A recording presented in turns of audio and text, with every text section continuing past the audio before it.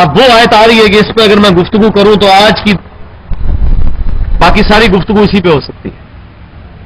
اس وقت امت کا سب سے بڑا مسئلہ یہی ہے. قل ان کنتم تحبون اللہ فاتبعونی یحببکم اللہ. اے محبوب صلی اللہ علیہ وسلم آپ اعلان فرما دیجئے اس بات کا کہ اگر تم اللہ سے محبت کرتے ہو فاتبعونی یحببکم اللہ تو پھر میری یعنی نبی صلی اللہ علیہ وسلم کی اتباع کرو, پھر اللہ تم سے محبت کرے گا. وَيَغْفِرْ لَكُمْ ذُنُوبَكُمْ اور ایسی محبت کرے گا کہ تمہارے گناہوں کو بھی معاف کر دے گا. وَاللَّهُ غَفُورٌ رَحِيمٌ اور اللہ تعالی کوئی شک ہی نہیں اس بات میں بخشنے والا نہایت مہربان ہے. لیکن کس کے لیے ہے؟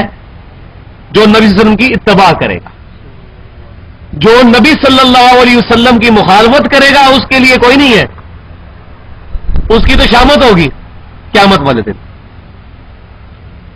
تو اس آیت کے اندر بیسیکلی تو اللہ تبارک و تعالیٰ نے جیوز کا رد کیا. یہ مضمون سورۃ النساء میں جا کے کھلے گا کہ جیوز یہ کہتے تھے یہودی کہ ہم اللہ سے محبت کرتے ہیں, کیا ہوا اگر محمد کو نہیں مانتے صلی اللہ علیہ وسلم, ان کو ماننا کوئی ضروری ہے؟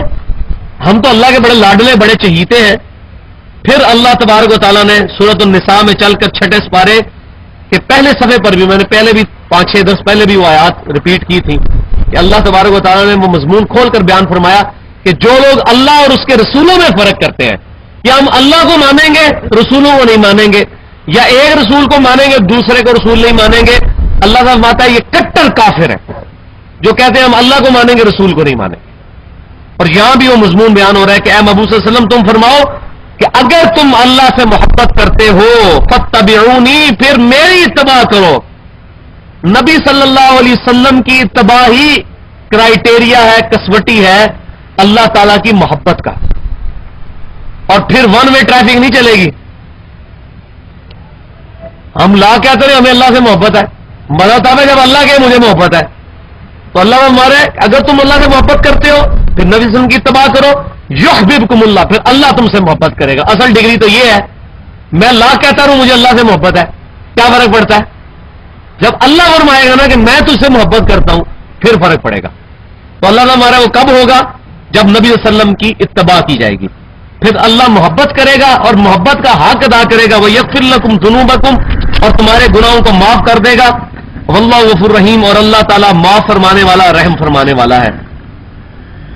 اب اتباع کو بھی سمجھیں, اتباع کیا ہے؟ ایک لفظ استعمال ہوا ہے اطاعت کا, اطیعوا اللہ و اطیعوا الرسول, اللہ کی اطاعت کرو رسول کی اطاعت کرو صلی اللہ علیہ وسلم. اللہ تبارک و تعالیٰ کی اطاعت کیا ہے وہ مضمون چل کے آگے کھلا سورۃ النساء میں. من یطع الرسول فقد اطاع اللہ, جس نے رسول اللہ صلی اللہ علیہ وسلم کی اطاعت کی اس نے اللہ کی اطاعت کی. کیونکہ اللہ تعالیٰ مجسم شکل میں پریکٹیکلی تو ہمارے سامنے موجود نہیں ہے. اللہ تبارک و تعالیٰ نے اپنے احکامات کو دنیا میں اسٹیبلش کرنے کے لیے انسانوں کو سمجھانے کے لیے پروفٹس کو بھیجا ہے. تو پروفٹ اللہ کے بہاف پر چیزیں سمجھاتا ہے امتوں کو. تو نبی صلی اللہ علیہ وسلم کی اطاعت اللہ کی اطاعت ہے. من یطع الرسول فقد اطاع اللہ. اور ایک دوسرا لفظ یہاں پر استعمال ہوا ہے, یہ اس سے بھی سپرلیٹو ڈگری ہے, اتباع. اتباع کہتے ہیں ایسی اطاعت کو جو محبت سے بھرپور ہو اور بغیر حکم دیے ہوئے اس پر عمل کیا جائے. اطاعت تو فرض ہے, یہ تو بینچ مارک ہے, ڈیٹم لائن ہے. اطاعت تو ہر بندے نے کرنی ہی کرنی ہے. مثلا آپ صلی اللہ علیہ وسلم نے جو جو چیزیں حکم فرمائی ہیں ان کو ماننا تو ہر مسلمان پر فرض ہے. یہ تو ہے اطاعت, یہ تو سب سے نچلا درجہ ہے. اس کے بغیر تو مسلمان ہی نہیں ہے بندہ. جیسا کہ صحیح بخاری میں آتا ہے کہ ساری میری امت جنت میں جائے گی سوائے اس کے جس نے انکار کیا میرا. تو پوچھا جی آپ کا انکار کس نے کیا؟ فرمایا جس نے میری اطاعت کی اس نے میرا اقرار کیا, اور جس نے میری نافرمانی کی اس نے میرا انکار کیا. تو اطاعت تو فرض ہے, لیکن اطاعت سے بھی ایک اوپر لیول کی ڈگری ہے, وہ ہے اتباع. اتباع یہ ہوتی ہے کہ نبی صلی اللہ علیہ وسلم حکم فرمائیں یا نہ فرمائیں, بس آپ صلی اللہ علیہ وسلم نے جو کیا آنکھیں بند کر کے وہ کرنا شروع کر دیا جائے، اس کو کہتے ہیں اتباع. اور اس کی مثال ہے عبداللہ بن عمر رضی اللہ تعالیٰ عنہما. صحیح بخاری اٹھائیں، سفر حج کے دوران جب اکیلے حج پہ نکلے نبی صلی اللہ علیہ وسلم کی وفات کے بعد، تو آپ صلی اللہ علیہ وسلم نبی صلی اللہ علیہ وسلم کے بعد 63 سال زندہ رہے ہیں. عبداللہ بن عمر 74 ہجری میں فوت ہوئے اور ہر سال حج کرتے تھے. اور ہر سال جب حج کے لیے جاتے تھے تو جن جن جگہوں پر نبی صلی اللہ علیہ وسلم نے مدینہ شریف سے مکہ شریف جاتے ہوئے جن جن جگہوں پر پڑاؤ کیا تھا وہاں رکتے تھے. جہاں آپ نے پیشاب کیا وہاں پیشاب کرتے تھے. جس درخت کے نیچے آپ ٹھہرے وہاں ٹھہرتے تھے.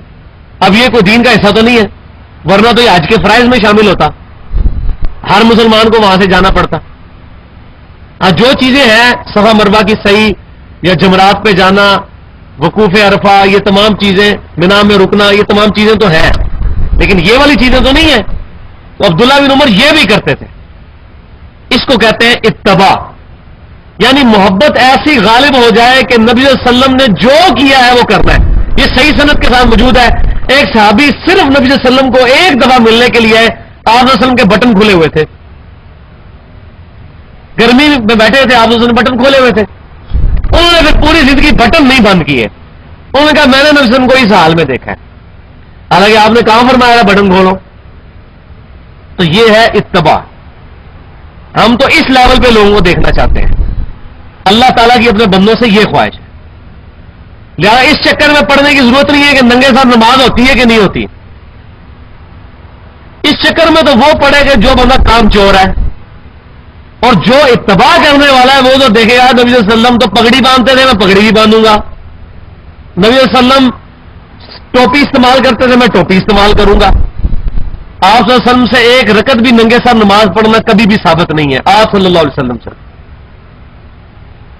جب اللہ نے آپ کو وسعت دی تو کبھی ایسا نہیں ہوا. ہاں یہ ہے کہ آپ صلی اللہ علیہ وسلم کا جب کپڑے ہی نہیں تھے صرف تیمم میں بھی نماز آپ نے پڑھی ہے، لیکن ہماری حالت تو وہ نہیں ہے نا. اگر کسی کی آج بھی غربت یہ ہو جائے کہ صرف تیمم ہو، بے شک وہ ٹوپی نہ پہنے، قمیض بھی نہ پہنے، لیکن نبی صلی اللہ علیہ وسلم پر جب یہ وسعت اور آپ کا آخری عمل جو ہے وہ سب کو منسوخ کرتا ہے. صحیح بخاری میں آپ کا آخری خطبہ موجود ہے جس کے بعد حضرت عائشہ کہتی ہے نبی صلی اللہ علیہ وسلم کبھی ممبر پہ نہیں چڑھے. اپنی وفات سے 3 دن پہلے آپ نے خطبہ دیا جب لشکر اسامہ کو آپ نے روانہ کیا. تو نبی صلی اللہ علیہ وسلم سیدنا علی اور سیدنا فضل بن عباس کے سہارے سے مسجد میں تشریف لائے. حضرت عائشہ کہتی ہیں وہ آج بھی منظر میری آنکھوں کے سامنے ہے کہ آپ صلی اللہ علیہ وسلم کمزوری کی وجہ سے چل نہیں پا رہے تھے اور آپ صلی اللہ علیہ وسلم کے مبارک پاؤں کی وجہ سے زمین پہ 2 لکیریں پڑ رہی تھی، اور آپ صلی اللہ علیہ وسلم نے کالی پگڑی اپنے سر پہ پہنی ہوئی تھی. اور پھر آپ صلی اللہ علیہ وسلم نے اپنا خطبہ آخری اشارت فرمایا. حضرت عائشہ کہتی ہیں اس کے بعد آپ صلی اللہ علیہ وسلم کبھی بھی ممبر پہ نہیں چڑھ سکتے. یہ آپ کا آخری عمل تھا کہ آپ نے کالی رنگ کی پگڑی پہنی ہوئی. المسند الحاکم میں صحیح سند کے ساتھ موجود ہے. سعد بن ابی وقاص اشرف مبشرہ میں سے نبی صلی اللہ علیہ وسلم کے رشتے میں ماموں لگتے ہیں. آپ صلی اللہ علیہ وسلم کے سامنے سعد بن ابی وقاص آئے، انہوں نے سفید پگڑی پہنی ہوئی تھی، تو انہوں نے شملہ نہیں چھوڑا ہوا تھا. یہ جو شملہ اس کو کہتے ہیں یہ میں نے اسے چھوڑا ہوا جو، تو شملہ انہوں نے نہیں چھوڑا ہوا تھا. تو نبی صلی اللہ علیہ وآلہ وسلم نے پگڑی کھول کے وہ سفید پگڑی اپنے ہاتھوں سے ان کو باندھی. پھر آپ صلی اللہ علیہ وسلم نے 4 انگلی کے برابر شملہ ان کا چھوڑا اور فرمایا ساتھ اس طرح پگڑی باندھا کرو، بڑی خوبصورت لگتی ہے. تو یہ آپ صلی اللہ علیہ وسلم کی تربیت تھی نا. آپ نے اپنے مبارک ہاتھوں سے سفید کلر کی پگڑی سعد بن ابی وقاص اشرف مبشرہ کو باندھی. تو یہ آپ صلی اللہ علیہ وسلم کی اتباع. تو آج تو بھائی جی لالے پڑے ہوئے ہیں اطاعت کے بھی، اور لوگ جو ہے نبی صلی اللہ علیہ وسلم سے رشتہ توڑ کے اپنے مولویوں اپنے بزرگوں کے ساتھ جوڑ رہے ہیں. فلانے کے پیچھے لگ جاؤ، فلانے کے پیچھے لگ جاؤ، فلانے کا جب یہ نہیں ہو جائے گا اس وقت تک تمہارا یہ نہیں ہوگا. کتنا ظلم ہے. اور صحیح بخاری میں حدیث ہے امام کائنات صلی اللہ علیہ وسلم نے فرمایا محمد فرق بین الناس، محمد صلی اللہ علیہ وسلم حق اور باطل میں فرق ہے.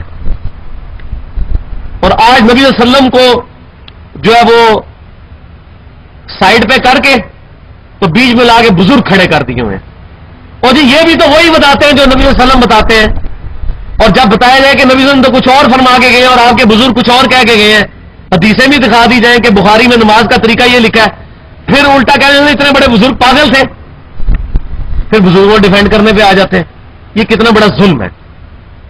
اور جی بیک میں ہمارا یہ عقیدہ ہے کہ نبی صلی اللہ علیہ وسلم ہی کی تعلیمات وہ بتا رہے ہیں، تو یہ ہر چیز بیک میں چلی گئی. اللہ بھی بیک میں چلا گیا، رسول اللہ بھی بیک میں چلے گئے.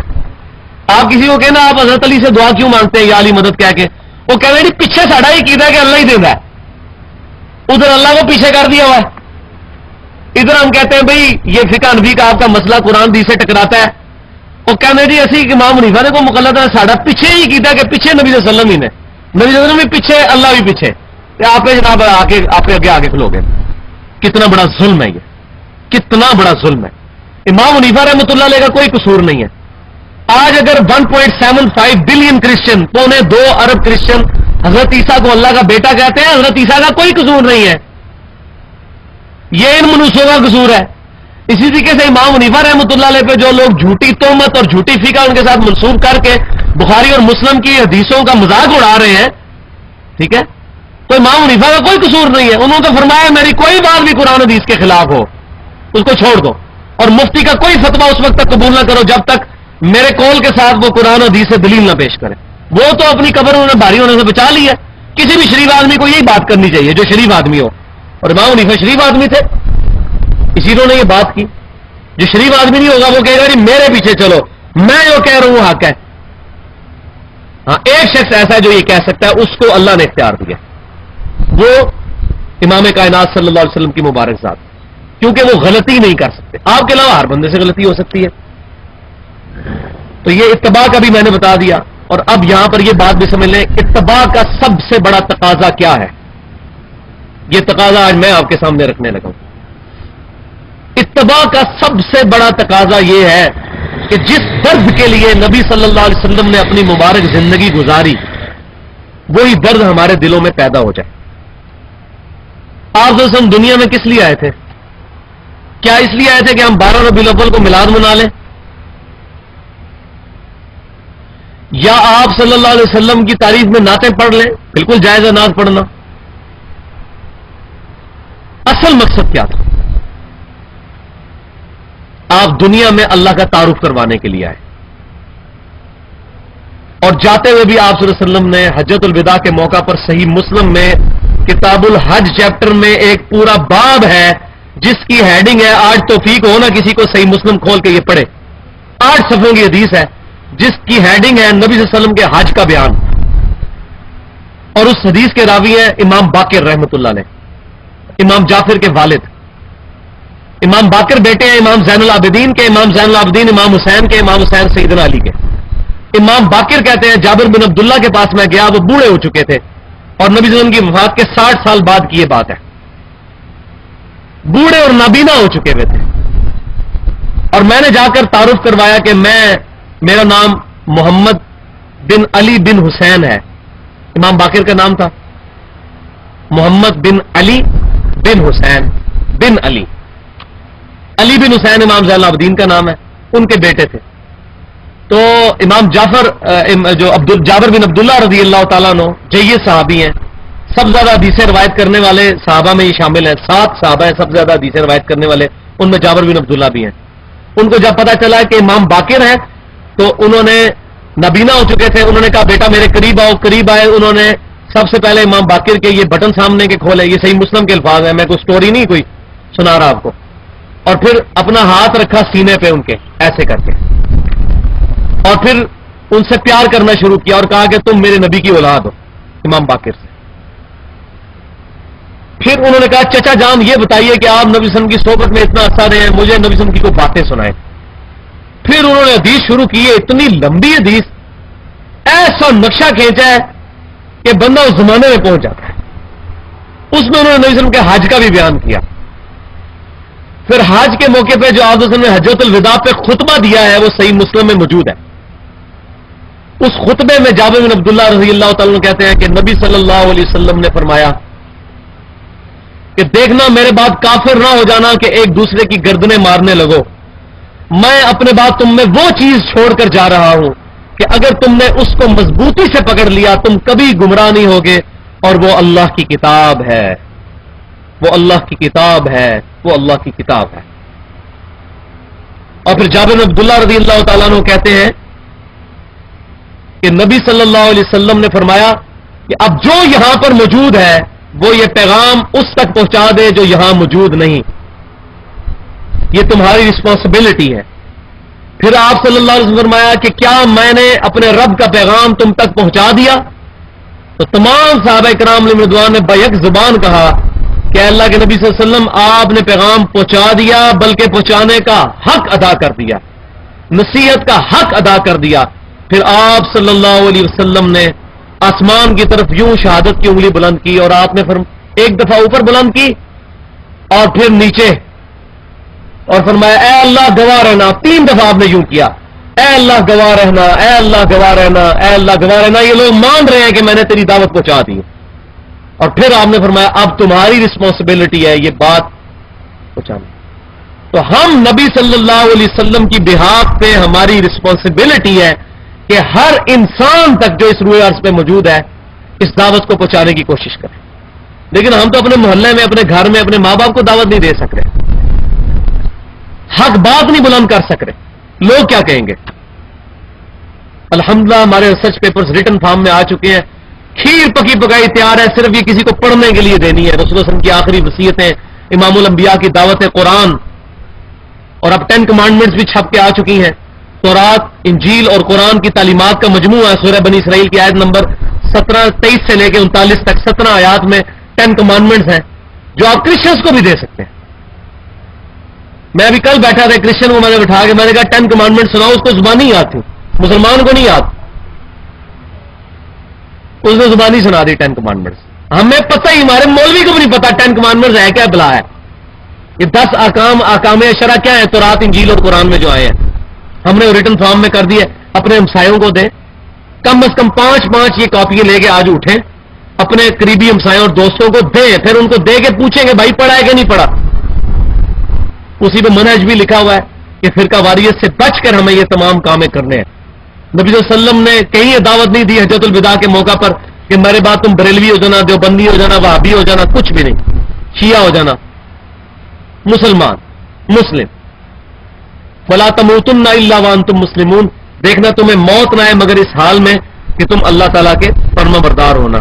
تو یہ نبی صلی اللہ علیہ وسلم کی اتباع اور اطاعت کا سب سے بڑا تقاضا ہے۔ یہاں پر میں ایک وہ آیت بھی بیان کروں جس کو مسکنسیپشن کے اعتبار سے پیش کیا جاتا ہے، وہ بڑی ضروری ہے میں آج پیش کروں یہاں پہ۔ سورۃ النساء کی آیت نمبر 59 ہے، یا ایھا الذین آمنوا اطیعوا اللہ و اطیعوا الرسول، اے ایمان والو اللہ کی اطاعت کرو اور رسول صلی اللہ علیہ وسلم کی اطاعت کرو، وَأُولِي الْأَمْرِ مِنْكُمْ، اور اس کی بھی کرو جو تم میں حکمران بنایا جائے۔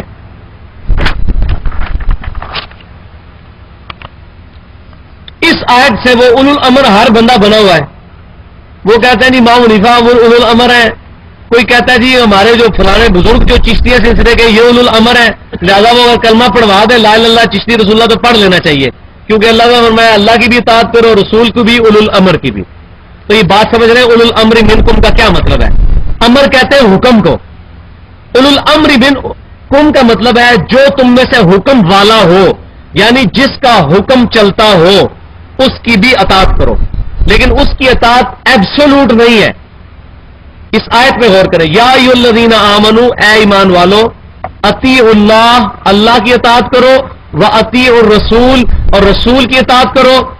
آگے یہ نہیں آیا واطیعوا اولو الامر، نہیں، اطیعوا اللہ واطیعوا الرسول، ایبسولوٹ دو ہی ہیں، اللہ کی اطاعت، رسول کی اطاعت۔ آگے واولی الامر منکم، اور اولو الامر کی بھی، لیکن اطاعت کا لفظ بھی اس کے ساتھ لگایا تاکہ فرق رہے۔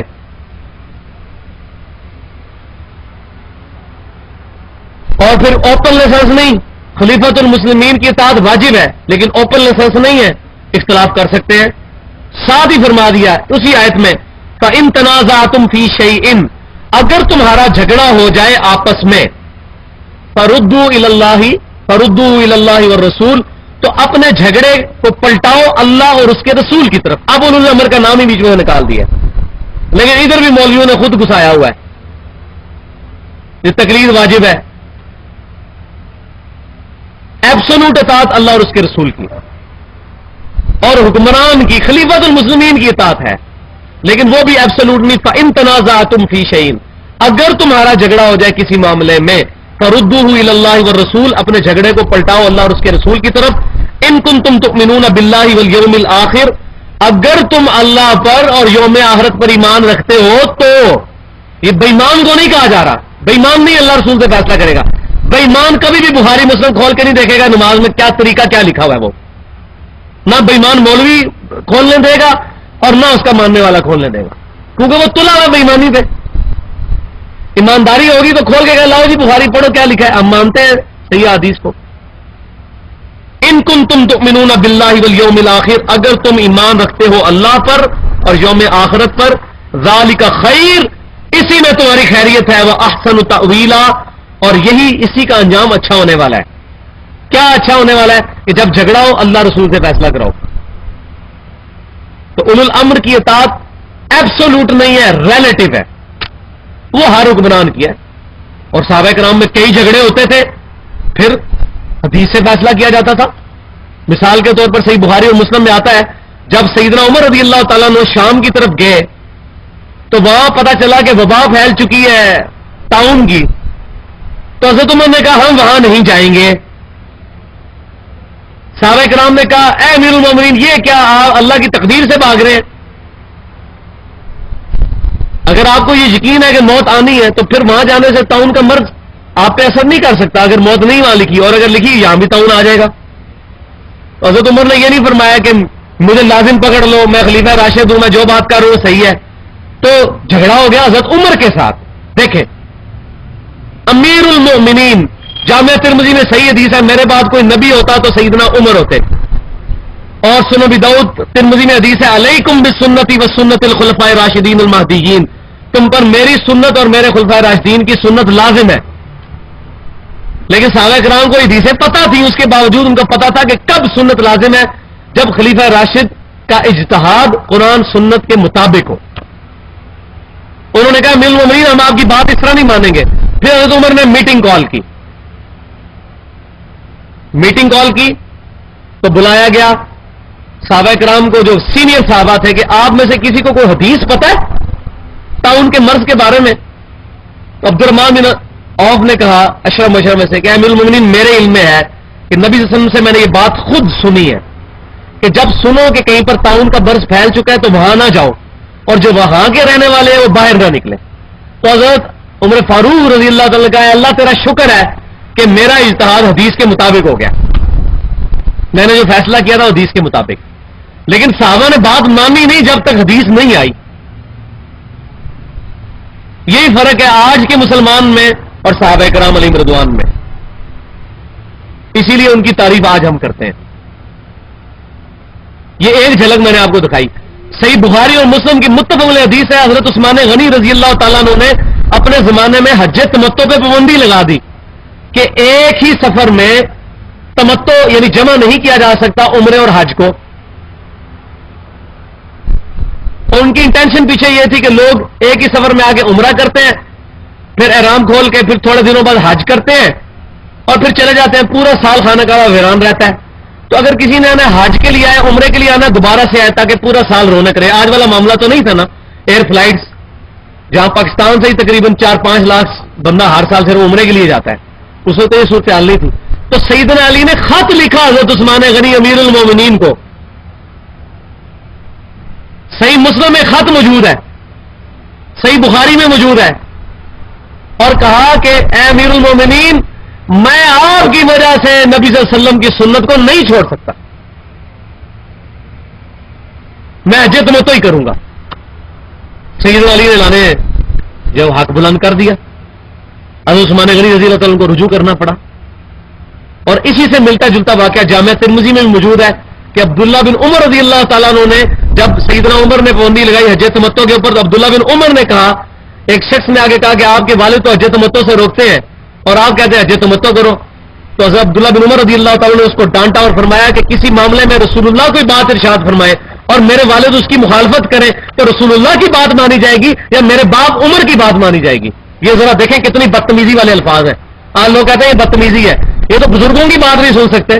جب لوگ کہتے ہیں اشلی تھانوی صاحب کی بات مانی جائے گی یا صحیح بخاری کی حدیث مانی جائے گی, احمد بریلوی صاحب کی بات مانی جائے گی یا صحیح بخاری کی حدیث مانی جائے گی, امام ابن تیمیہ کی بات مانی جائے گی یا صحیح بخاری اور مسلم کی حدیث مانی جائے گی, تو سارے اپنے اپنے بزرگوں کے نام لیتے ہیں. حدیث کے لیے کوئی تیار ہی نہیں ہوتا. اور عبداللہ بن عمر کہہ رہے ہیں کہ بتاؤ کیا حضرت عمر کوئی بات کرے میرے والد اور نبی صلی اللہ علیہ وسلم کی مخالفت میں اس کی بات ہو تو میرے والد کی بات مانی جائے گی یا رسول اللہ علیہ وسلم کی؟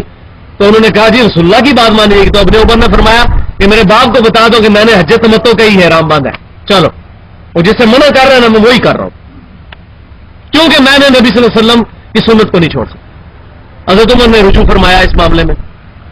تو صحابہ کرام علیہم رضوان کا اجماع اسی لیے ہمارے لیے حجت ہے کہ صحابہ کرام کبھی کوئی ڈیسیژن کرتے تھے تو کنسنسس کے ساتھ کرتے تھے, اور جب اختلاف ہوتا تھا فوراً پھر ڈیسیژن کے بعد ایک چیز یونانیمسلی ایگریڈ ہو جاتی تھی. اسی لیے اجماع حجت ہے, انڈیویجل کسی کی رائے حجت نہیں ہے, اجماع حجت ہے. انڈیویجل کسی صحابی کی رائے بھی حجت نہیں ہے جب تک کہ کسی اور صحابی کے ساتھ وہ میچ نہ کھا جائے. اگر ٹکرا رہی ہو زیادہ صحابہ کرام جو بات کہیں گے جس پہ اجماع ہوگا وہ بات مانی جائے گی. جیسے صحیح بخاری میں موجود ہے عبداللہ بن مسعود رضی اللہ تعالیٰ عنہ قل اعوذ برب الفلق اور قل اعوذ برب الناس کو قرآن کا حصہ نہیں مانتے تھے, وہ کہتے تھے یہ دعائیں ہیں, جبکہ باقی سارے صحابہ کہتے تھے یہ قرآن کا حصہ ہے. تو اب ابن مسعود کی یہ بات نہیں مانی جائے گی رضی اللہ تعالیٰ عنہ, کیونکہ ان کی انڈیویجول کی رائے ہے. اسی لیے آپ نے فرمایا کہ میری امت کبھی گمراہی پہ جمع نہیں ہوگی. صحابہ کا اجماع حجت ہے, جیسا کہ نبی صلی اللہ علیہ وسلم کی خواہش کی وجہ سے حضرت عمر فاروق رضی اللہ تعالیٰ عنہ نے اپنے مبارک دور میں, اگرچہ نبی صلی اللہ علیہ وسلم نے 3 دن تراویح پڑھی تھی لیکن آپ کی خواہش تھی کہ پورا مہینہ پڑھی جائے, لیکن فرض ہونے کے ڈر سے آپ نے نہیں پڑھی, خواہش تھی. تو حضرت عمر نے کہا کہ میں نبی صلی اللہ علیہ وسلم کی خواہش پوری کروں گا, پورا مہینہ رمضان تراویح جماعت کے ساتھ. تو سارے صحابہ نے اس پہ اجماع کیا, لہذا تراویح اب پوری امت پڑھتی ہے کیونکہ صحابہ کا اجماع ہے. اور حضرت عمر نے کوئی مخالفت نہیں کی نبی صلی اللہ علیہ وسلم کی, کیونکہ نبی صلی اللہ علیہ وسلم کی بھی خواہش تھی لیکن آپ کو یہ ڈر تھا کہ فرض نہ ہو جائے. تو حضرت عمر نے کہا کہ اب نبی صلی اللہ علیہ وسلم دنیا سے تشریف لے جا چکے, اب کوئی وہی نازل نہیں ہوگی, لہذا اگر نبی صلی اللہ علیہ وسلم کی اس سنت کو آپ کی خواہش کو پورا کیا جائے تو کیا ہی بہتر ہوگا کہ پورا مہینہ رمضان میں تراویح جماعت کے ساتھ ادا کی جائے. تو میں نے یہ تمام چیزیں اس آیت پہ کلیئر کی, کیونکہ ہمارا یہ سارے کا سارا مسئلہ ہی اصل میں اس آیت پہ کھڑا ہوا ہے. ہم جو دعوت لے کے اٹھے ہیں, ہم اپنے نبی صلی اللہ علیہ وسلم کے مجاہد بن کے آپ صلی اللہ علیہ وسلم کی دفاع میں کھڑے ہوئے ہیں. کسی بھی شخص کو, چاہے وہ پہلی صدی کا ہو, دوسری کا ہو, تیسری کا ہو, چوتھی کا, 5ویں کا, 7ویں کا, 8ویں کا, 9ویں, 10ویں, 11ویں, 12ویں, 13ویں یا 14ویں صدی کا, کسی مولوی کو ہم یہ اجازت نہیں دیں گے کہ وہ نبی صلی اللہ علیہ وسلم کے مقابلے پہ آگے کھڑا ہو جائے. ہاں اگر اس کی بات قرآن سنت اجماع کے مطابق ہوگی, سر آنکھوں پر, اس کے قدموں کی خاک ہماری آنکھوں کا سرما. لیکن اگر وہ نبی صلی اللہ علیہ وسلم کی مخالفت کرے گا تو پھر ہمارے لیے یہی آیت ہے, قل ان کنتم تحبون اللہ فاتبعونی, اے محبوب صلی اللہ علیہ وسلم ان سے فرماؤ اگر اللہ سے محبت کرتے ہو تو پھر رسول اللہ کی اتباع کرو. یحببکم اللہ, پھر اللہ تم سے محبت کرے گا. ویغفر لکم ذنوبکم, پھر تمہارے گناہوں کو بھی معاف فرما دے گا, بے شک وہ گناہ معاف کرنے والا ہے. اللہ تعالیٰ سے دعا ہے جو کچھ میں نے بیان کیا اس میں جو حق بات ہے ہمارے دلوں میں راسخ فرمائے, جو غلط بات میرے منہ سے نکلی ہمیں اور ہمارے دلوں سے, ہمارے ذہن سے معاف کر دے. محفل سے اٹھنے کی دعا ہے, سبحانک اللہم و بحمدک, اشہد ان لا الہ الا انت, استغفرک و اتوب الیک, وما علینا الا البلاغ المبین. پچھلی دفعہ سورہ آل عمران کی آیت مبارکہ 31, قل ان کنتم تحبون اللہ فاتبعونی یحببکم اللہ ویغفر لکم ذنوبکم واللہ غفور الرحیم. اس پر میں نے تقریباً آدھا گھنٹہ گفتگو کی تھی کہ اتباع رسول صلی اللہ علیہ وسلم کے تقاضے کیا ہیں, اور آج کے دور میں جو اختلافات کی بنیادی وجہ ہے وہ یہی ہے کہ نبی صلی اللہ علیہ وسلم کی مبارک ذات کو امت کے درمیان کنٹروورشل بنا دیا گیا ہے کہ لوگ امام کائنات سید الاولین والآخرین شفیع المذنبین رحمت للعالمین سیدنا و مولانا امام اعظم محمد رسول اللہ صلی اللہ علیہ وسلم کی مبارک ذات کو چھوڑ کر اپنے اپنے فرقے اور اپنے اپنے مکاتب فکر کے بزرگوں کے پیچھے لگے ہوئے ہیں. اور یہ امت اگر جڑ سکتی ہے تو امام کائنات صلی اللہ علیہ وسلم کی مبارک ذات پہ جڑ سکتی ہے. اور اسی چیز پہ یہاں پر غور کر طلب بات ہے کہ اللہ تعالیٰ نے اسی چیز پر ایمفسائز کیا ہے, قل ان کنتم تحبون اللہ, اے محبوب صلی اللہ علیہ وسلم آپ اعلان فرما دیجئے کہ اے لوگوں اگر تم اللہ سے محبت کرتے ہو, فاتبعونی, تو پس پھر میری اتباع کرو. یعنی پروفٹ صلی اللہ علیہ وسلم کی اتباع, آپ صلی اللہ علیہ وسلم کی محبت کے ساتھ اطاعت کرنا, یہ ٹچ سٹون ہے, کسوٹی ہے اس چیز کو پرکھنے کی کہ کس کو اللہ کے ساتھ محبت ہے. فاتبعونی, پس مجھ سے محبت کرو. युहब्बिबकुम अल्लाह, तो फिर अल्लाह भी तुमसे मोहब्बत करेगा। और ये कमाल की बात है। कमाल की बात यह नहीं कि हम अल्लाह से मोहब्बत करें, हर शख्स ये दावा कर सकता है, लेकिन कमाल की बात असल में यह है कि अल्लाह ताला ये कहे कि मुझे अपने बंदे से मोहब्बत है। और वो किससे मोहब्बत होगी? जो इमाम कायनात सल्लल्लाहु अलैहि वसल्लम की सच्ची इत्तबा करने वाला होगा। वह यगफिर लकुम ज़ुनूबकुम, ना सिर्फ मोहब्बत करेगा बल्कि मुआफ फरमा देगा तुम्हारे गुनाहों को। वल्लाहु गफूरुर रहीम, और अल्लाह ताला बख्शने वाला मेहरबान है, रहम फरमाने वाला है।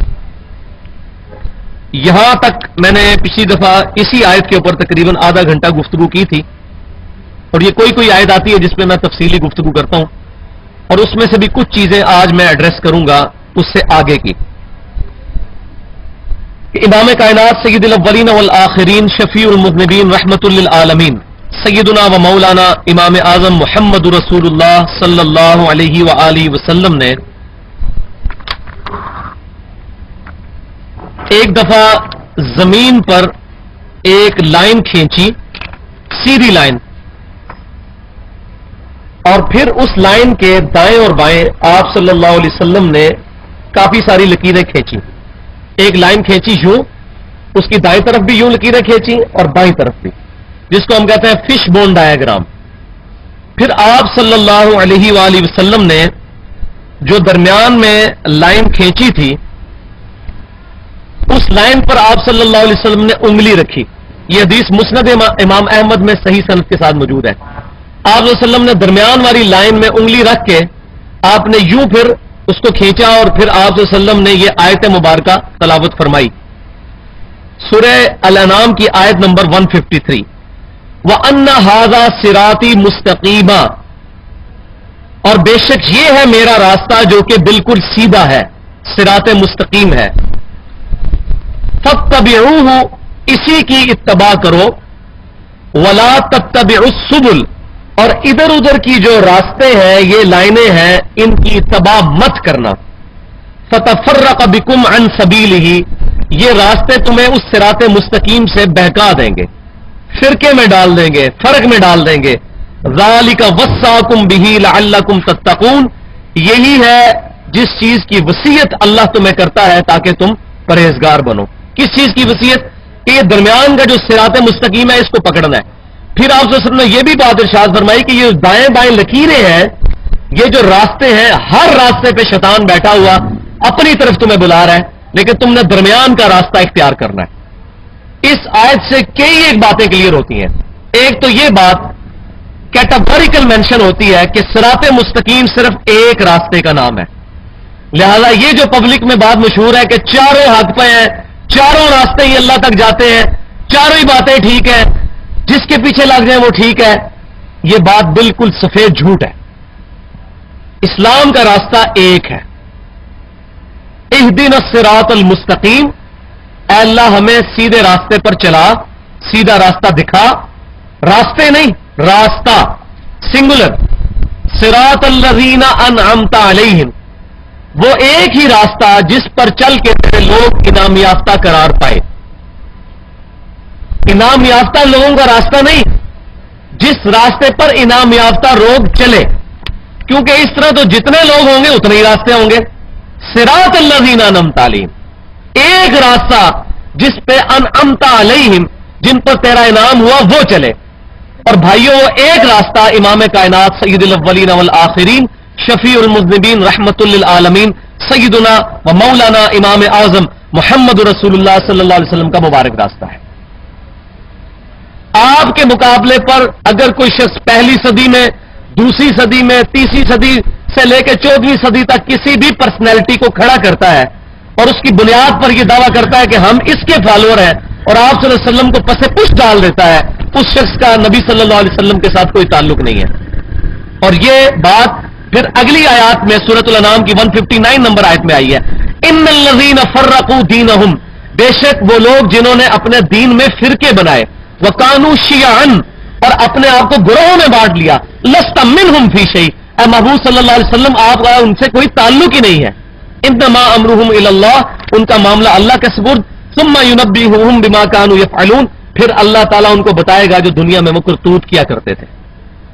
یعنی اس آیت میں کیٹاگوریکل یہ چیز مینشن ہے کہ اسلام میں فرقے بنانے کی قطعاً اجازت نہیں ہے، اور جو شخص بھی نبی صلی اللہ علیہ وسلم کے مقابلے پر کسی اور شخصیت کے نام کے اوپر فرقہ جاری کرتا ہے وہ آپ صلی اللہ علیہ وسلم کا امتی نہیں ہے۔ آج اگر کرسچنز نے عیسیٰ بن مریم علیہ السلام کے ساتھ چیزیں غلط وابستہ کر دی ہیں تو عیسیٰ بن مریم کا کوئی قصور نہیں ہے، لیکن عیسیٰ بن مریم علیہ السلام کی بنیاد پر ہم کرسچنز کی غلطیوں کو اگنور نہیں کر سکتے، وہ پوائنٹ آؤٹ کریں گے۔ اسی طریقے سے اگر کوئی شخص امام حنیفہ رحمۃ اللہ علیہ، امام شافعی رحمۃ اللہ علیہ، امام مالک رحمۃ اللہ علیہ، یا امام احمد بن حنبل رحمۃ اللہ علیہ، یا امام جعفر رحمۃ اللہ علیہ، یا کسی بھی اور بزرگ کے نام پر فرقہ بنا کر اپنی مسجدوں کے باہر ان کے نام لکھتا ہے اور یہ کہتا ہے کہ یہ مسجد فلاں فرقے کی ہے، اس کا نبی صلی اللہ علیہ وسلم سے تو کوئی تعلق نہیں، اب وہ جس سے مرضی اپنا تعلق بناتا پھرے، اور ہمیں جس تعلق کی پاسداری کرنی ہے وہ امام کائنات صلی اللہ علیہ وسلم کا مبارک تعلق ہے، جس نے قیامت والے دن ہمارے کام آنا ہے، یہی وہ تعلق ہے جس نے کام آنا ہے۔ اسلام میں فرقے بنانے کی قطعاً کوئی اجازت نہیں، صراط مستقیم ایک ہے اور وہ نبی صلی اللہ علیہ وسلم کا مبارک راستہ ہے۔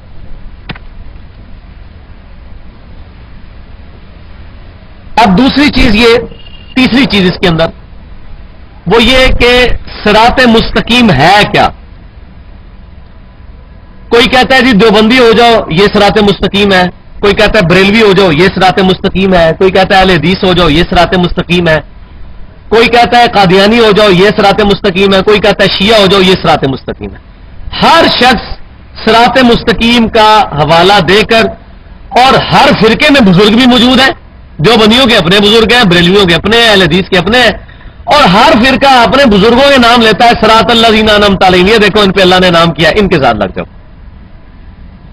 حالانکہ اس آیت کا ترجمہ ہی لفظی پڑھ لیں، اے اللہ ان لوگوں کے راستے پر جن پر تیرا انعام ہوا، اور قرآن کے نزول سے پہلے پہلے وہ لوگ تھے، ورنہ تو قرآن کہتا ہے جن پر تیرا انعام ہوگا، یہ پاسٹ ٹینس کا سیکھ ہے، وہ اس لیے کہ ڈیفینیٹلی جو لوگ انعام یافتہ ہیں وہ یا تو انبیاء کرام ہیں علیہم السلام یا صحابہ کرام علیہم رضوان ہیں۔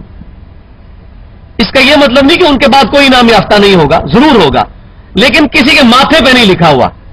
ہاں پروفٹس کے ماتھے پہ یہ بات لکھی ہے، اور صحابہ کرام علیہم رضوان کو گارنٹی اللہ تعالیٰ نے قرآن میں دی ہے، رضی اللہ عنہم ورضوا عنہ، اللہ ان سے راضی اور وہ اللہ سے راضی۔ تو نبی صلی اللہ علیہ وسلم کا صراط مستقیم کیا ہے؟ یہ قرآن پاک میں اللہ تعالیٰ نے سورۃ الانعام کے ہی آخری رکوع میں آپ صلی اللہ علیہ وسلم کی مبارک زبان سے کہلوایا ہے، قل اننی ہدانی ربی الی صراط مستقیم۔ اے محبوب صلی اللہ علیہ وسلم آپ فرما دیجئے کہ مجھے تو میرے رب نے سیدھا راستہ دکھا دیا ہے۔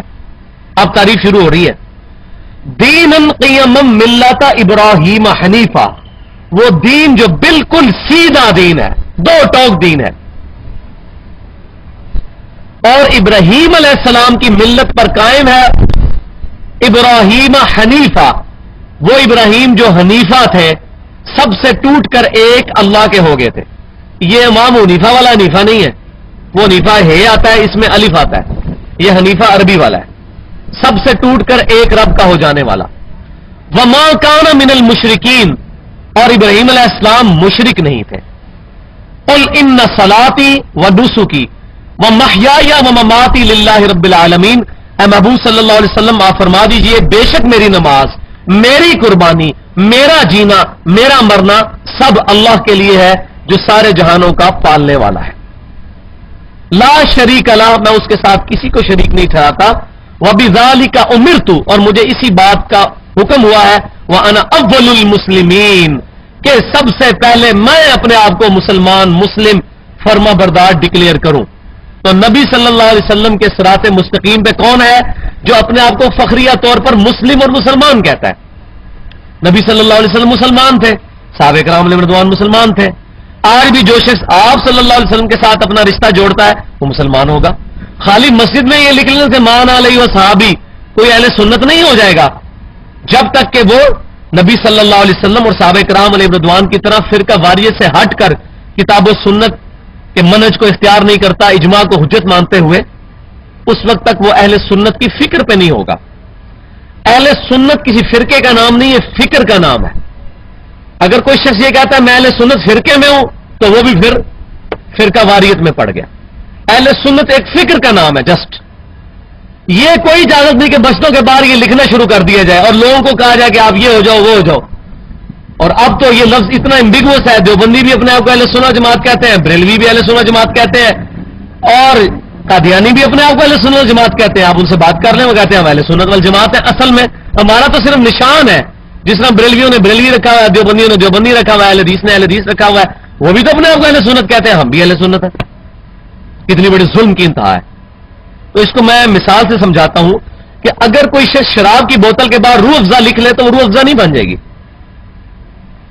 اہل سنت کی فکر پر مسلم وہ ہوگا جو کتاب و سنت کو واقعی حجت مانتا ہوگا، جس کے اعمال کتاب و سنت کے مطابق ہوں گے. ادروائز وہ لاکھ چیختا رہے. آج 2.25 ارب عیسائی اپنے آپ کو کہتے ہیں انا نصارا، ہم جیزس کرائسٹ کے ماننے والے ہیں. ہم کہتے ہیں نہیں ہم کرائسٹ کے ماننے والے ہیں. آپ تو ان کی تعلیمات سے ہی ڈیویٹ کر چکے ہوئے ہو. وہ تعداد میں بھی ہم سے زیادہ ہیں، لیکن ہم ان کو یہ بات بالکل کلیئر کٹ مینشن کرتے ہیں کہ آپ گمراہی کے راستے پر ہیں دلائل کے ساتھ. ورنہ تعداد پہ جائیں تو عیسائی حق پہ ہیں، تو دلیل کے اوپر بات ہوگی.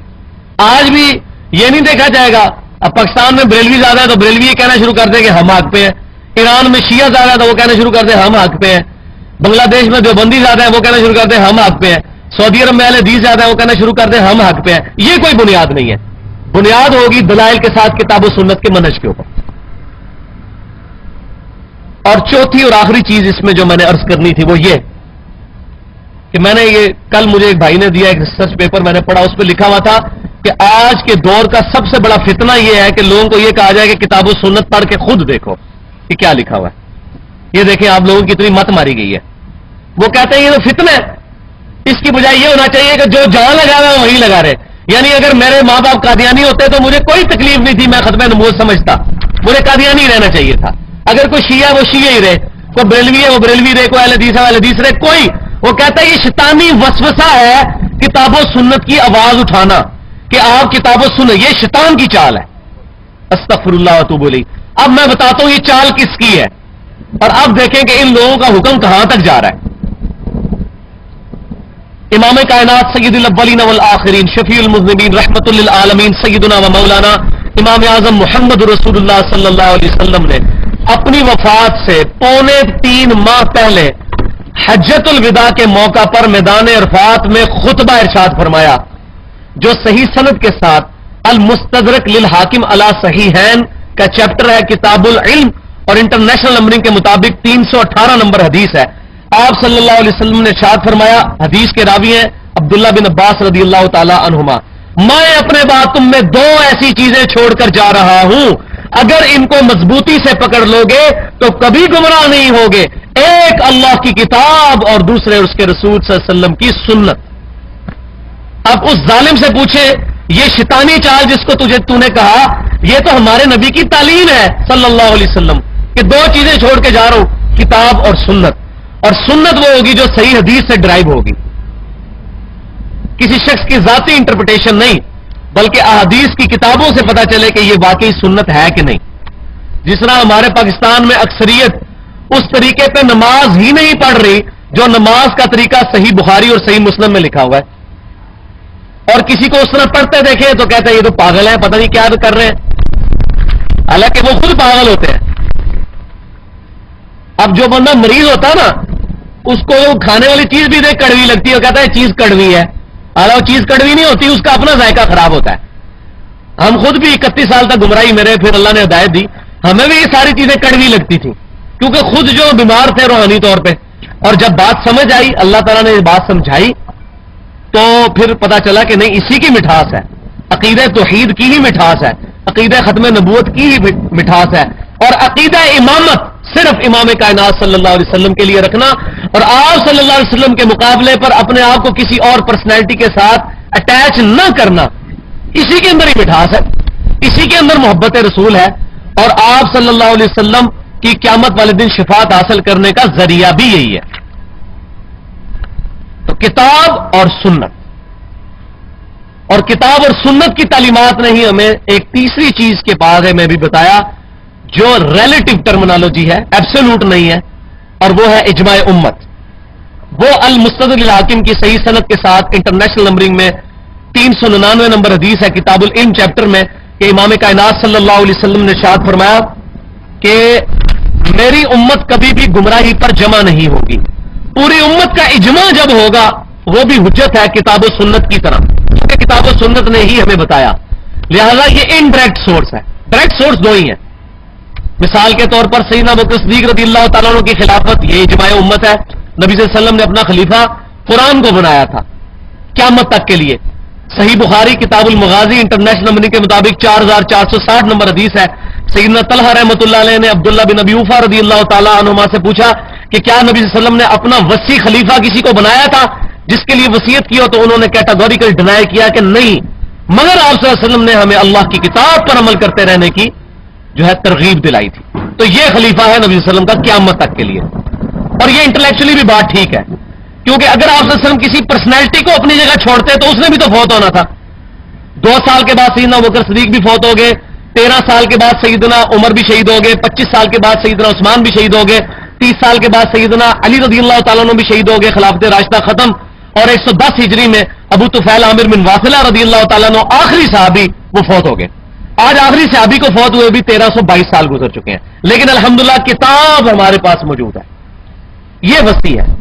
تو آپ صلی اللہ علیہ وسلم نے اپنا وصی نہیں بنایا تھا سیدنا ابوبکر کو، بلکہ صحابہ کرام علیہم رضوان نے ان کو اجماع سے چنا۔ تراویح کی جماعت پورا مہینہ پڑھنا نبی صلی اللہ علیہ وسلم سے ثابت نہیں، آپ کی خواہش ضرور تھی، اسی خواہش کو رینیو کیا سیدنا عمر نے اور صحابہ کا اجماع ہوا۔ اسی طریقے سے کئی اور مسائل پہ بھی صحابہ کرام علیہم رضوان کا اجماع ہوا، اور اجماع قیامت تک کے لیے جاری ہے۔ ابھی 14ویں صدی میں بہت بڑا اجماع ہوا ہے کہ قادیانی فرقہ جو ہے، جو غلام احمد قادیانی کو چاہے نبی مانتا ہو چاہے مجدد مانتا ہو، اسلام سے خارج ہے، تو اس میں بھی امت محمدیہ صلی اللہ علیہ وسلم کا اجماع ہوا ہے، اجماع قیامت تک جاری ہے۔ اب اگلی آیت یہ اس سے بھی سخت ہے، قل اطیعوا اللہ والرسول، اے محبوب صلی اللہ علیہ وسلم آپ فرما دیجئے کہ حکم مانو اللہ کا اور اس کے رسول کا۔ جو وہ شیطان صرف لوگ کہتے ہیں کہ یہ فتنہ ہے آج کل کہنا کہ جی اللہ رسول کی بات مانو، بزرگوں کو لے کے چلنا چاہیے، حالانکہ بزرگ ہمیں کہہ کے گئے ہیں اللہ رسول کے پیچھے چلیں، وہ ہمیں یہ کہہ کے گئے ہوئے ہیں۔ تو ہم کہتے ہیں بزرگوں کو مانے اور بزرگوں کی بھی مانے، یہ خالی بزرگوں کو مانتے ہیں، بزرگوں کو ماننا تبھی فائدہ مند ہوگا جب بزرگوں کی بھی مانی جائے گی۔ اے محبوب صلی اللہ علیہ وسلم آپ فرماؤ اطاعت کرو اللہ کی اور اس کے رسول کی، فَإِن تَوَلَّوْا، اور پس اگر یہ منہ پھیر دے، آگے آ جائے بھائی، ادھر آ جائے یار، آگے ہو کے بیٹھے عابد بھائی، آگے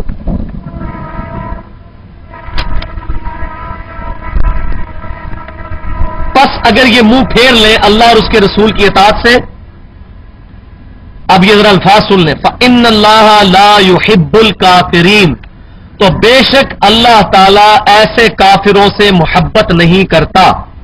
کتنا سخت اور گاڑا قسم کا فتویٰ ہے کہ جو اللہ اور اس کے رسول صلی اللہ علیہ وسلم کی اطاعت سے منہ پھیرے گا اللہ تعالیٰ ایسے کافروں سے محبت نہیں کرتا۔ لیکن ہمارے یہاں پہ ایک خوارج کا فتنہ اٹھا ہے کہ جو اس آیت کی بنیاد پہ اہل قبلہ اور کلمہ گو مسلمانوں کی تکفیر کرتے ہیں، چھوٹی چھوٹی بات پر وہ مسلمانوں کو کافر کہتے ہیں۔ تو یہ بات سمجھے، کفر عربی میں انکار کے معنوں میں استعمال ہوتا ہے، ایک ہوتا ہے اعتقادی طور پر انکار کرنا اور ایک ہوتا ہے عملی طور پر انکار کرنا۔ اعتقادی طور پہ جو انکار کرے گا، خیر ہے مجھے پتہ چل رہا ہے، جو اعتقادی طور پر انکار کرے گا وہ تو کافر ہو جائے گا کہ میں نماز کو فرض نہیں مانتا، نعوذ باللہ۔ اور ایک ہے عملی انکار کہ کوئی شخص یہ کہ نماز ہے تو فرض ہے مگر میں نہیں پڑھتا، پڑھنی چاہیے لیکن وہ پڑھتا نہیں ہے، تو وہ عملی کافر ہے، اعتقادی کافر نہیں، وہ مسلمان ہی ہے۔ اس فرق کو سمجھیں، عملی اور اعتقادی کا۔ بارش شروع ہو گئی ہے، اندر چلے جاتے ہیں، باقی چیز انشاءاللہ تعالی آگے جا کے اس کو لے کے چلتے ہیں۔